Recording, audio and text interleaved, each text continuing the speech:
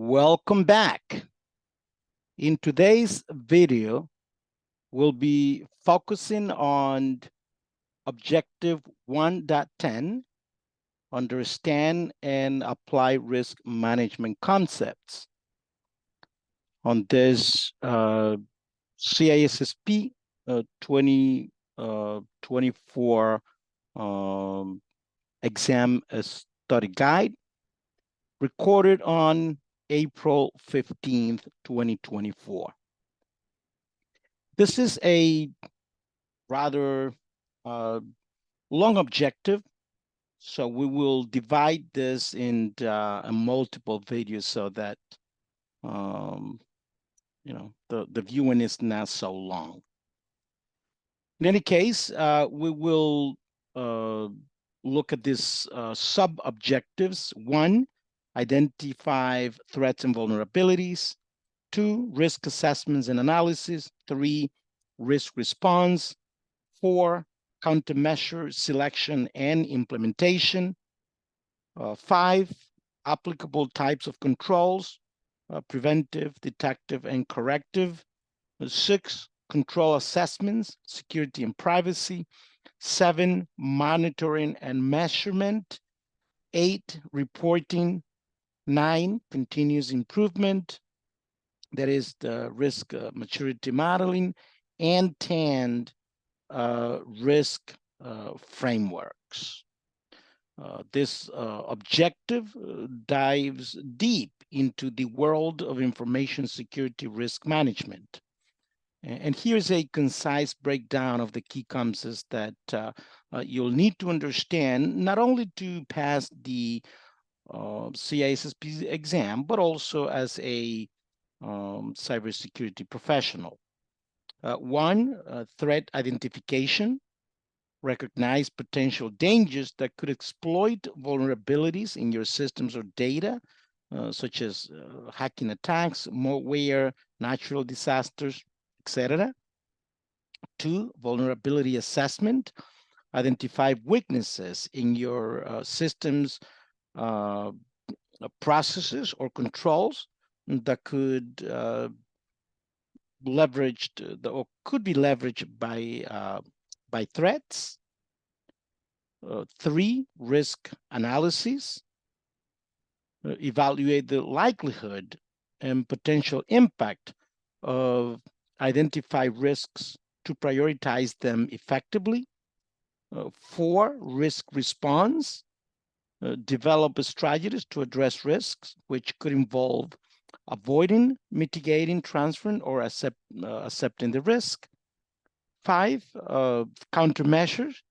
Implementing appropriate controls such as preventive, detective, corrective, etc., to reduce risks, using firewalls, intrusion detection systems, security awareness training, etc.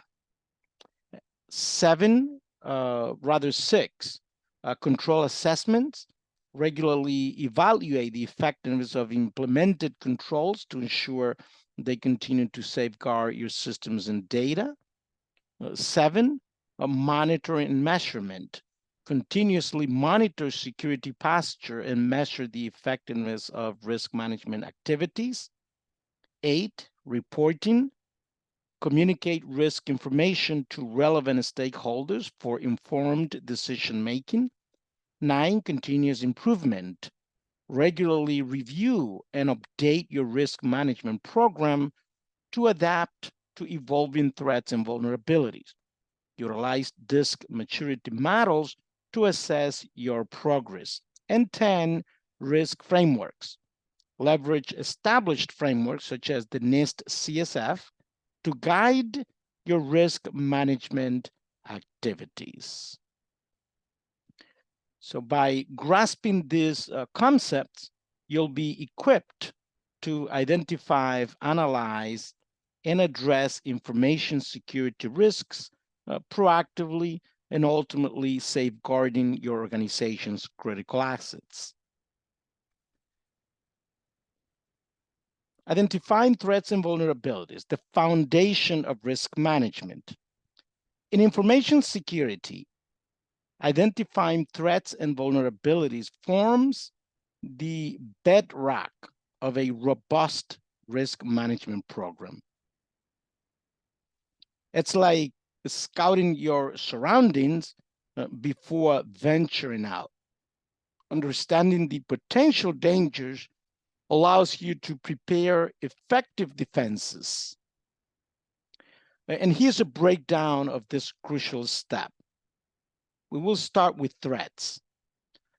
Threats are malicious actors or events that can exploit weaknesses in your systems or data.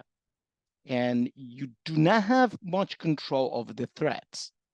They will be there, they will exist, it doesn't matter what you do. Threats could be either internal or external. Disgruntled employees, accidental insider mistakes, uneducated users.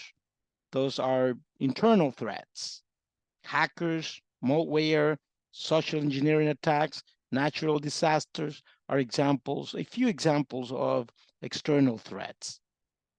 Now, vulnerabilities are the weaknesses in your systems, in your processes or controls that can be exploited by threats. And we do have control of these. Again, this could be technical vulnerabilities like software bugs, misconfigured systems, weak passwords, procedural vulnerabilities like inadequate security policies, lack of access controls, physical vulnerabilities, unsecure entry points, or lack of environmental controls, for example.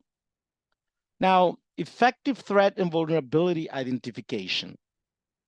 And this is the key to maintain our systems secure. Continuous process. Threat and vulnerability identification is not a one-time event. It should be an ongoing process to keep pace with the evolving threat landscapes. There are multiple techniques that we could employ. We could use vulnerability scanning tools. Automated tools can identify technical vulnerabilities in systems and software. 2, penetration testing. Ethical hackers simulate attacks to uncover vulnerabilities and test your defenses. Now, penetration testing, it's very expensive, and not every company can afford to have a penetration testing team or even to have a penetration test on a very on an ongoing basis. Now, some company may be required to do penetration testing, but again, they do it maybe every year, every 6 months, etc. But it's not a very affordable solution. Now, scanning tools, there are plenty of scanning tools. Threat intelligence, staying informed about current threats and attack methods through industry reports and security advisories. There is plenty of that and a lot of good information. It's free. 4, employees awareness, encouraging employees to report suspicious activity or potential security weakness. This is extremely important. A great number of attacks start with phishing, with social engineering. And employee awareness and training is the best method to countermeasure a phishing attack, for example, phishing emails or any other type of social engineering in general. Now, what are some of the benefits of identification? 1, a proactive approach, because by identifying threats and vulnerabilities early, you can take steps to mitigate risks before they are exploited. 2, informed decision making. A clear understanding of your risk landscape empowers you to make informed decisions about resource allocation for security controls and countermeasures. 3, improved security posture. By addressing vulnerabilities, you can strengthen your overall security posture and make it more difficult for attackers to gain access to your systems and data. If you make your systems difficult for attackers, they may go away and just go to another target, especially if it's social engineering. If they try to get you, but they spend too much time and they can't, they may walk away. Sometimes they use automated tools, and these things are programmed and they will never let you go. So they will constantly try to hack into your systems. But in any case, by prioritizing threat and vulnerability identification, you can lay the groundwork for a successful risk management program. This approach, or rather this proactive approach, safeguards your organization's critical assets and minimizes the potential impact of security incidents. Tools for identifying vulnerabilities. Here is a list, actually, rather than, there is a list of tools that I have over here, such as Nessus, OpenVAS, Nextposet, and Qualys VM. But here is the, I'm going to open this in a new tab. And actually, here is that list. This is the Gartner vulnerability assessment reviews and ratings for 2024. And here we have the Rapid7, Nextposet, Insight VM. Rapid7 has been very easy to work with in getting their Insight VM agents set up on various Windows servers, etc. So there's a lot of reviews over here. So I would suggest that you go there. Obviously, Tenable Nessus, it's one of the leading, the most used tools. Qualys, VMDR. Again, Qualys is also really a good one over there. And there are others that Tripwire, IP360 or Fortra, right? It's another one. GFI LandGuard. It's a great and comprehensive vulnerability assessment. Arctic Wolf Managed Risk. Again, now one thing that I wanted to Falcon Spotlight, and again, many of them.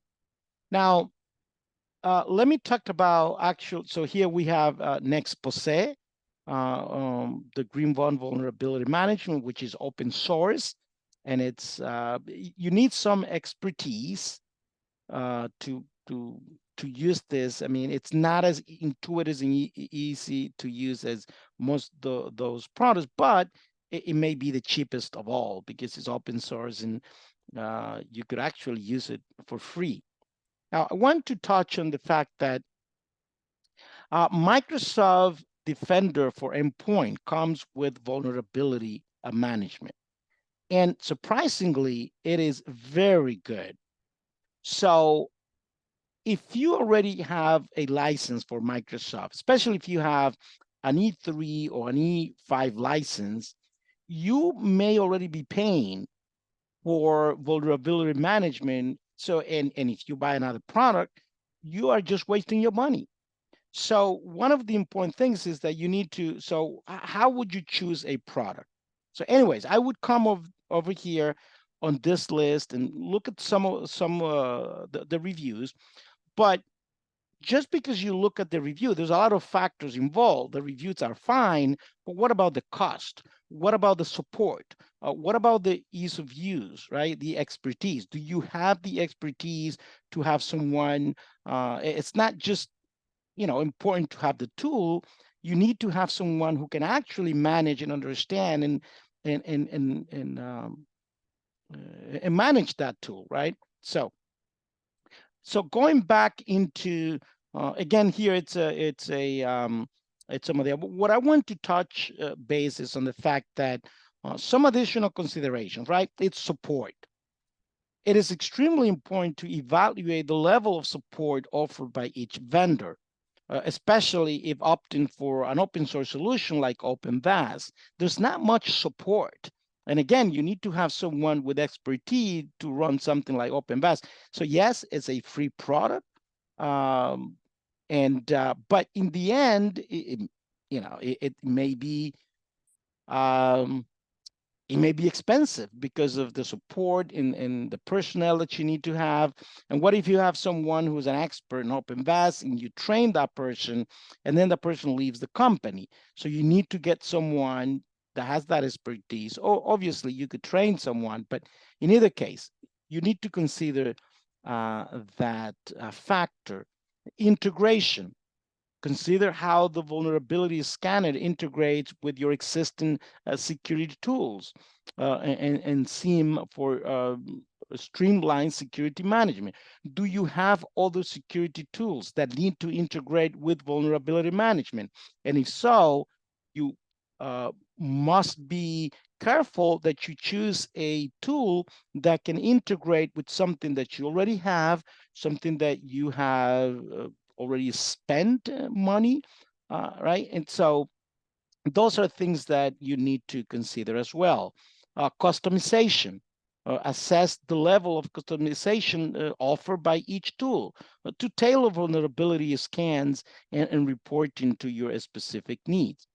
By carefully considering your requirements and these factors, you can select the vulnerability scanner that best fits your organization's security posture, budget, and technical expertise. Remember, a vulnerability scanner is just one piece of the puzzle. You must implement a layered security approach that includes regular patching, security awareness training, and other security controls for optimal protection. Okay, so that's going to be the end of that video. So it doesn't become that long. In the next section, we will cover risk assessment and analysis. Stay tuned.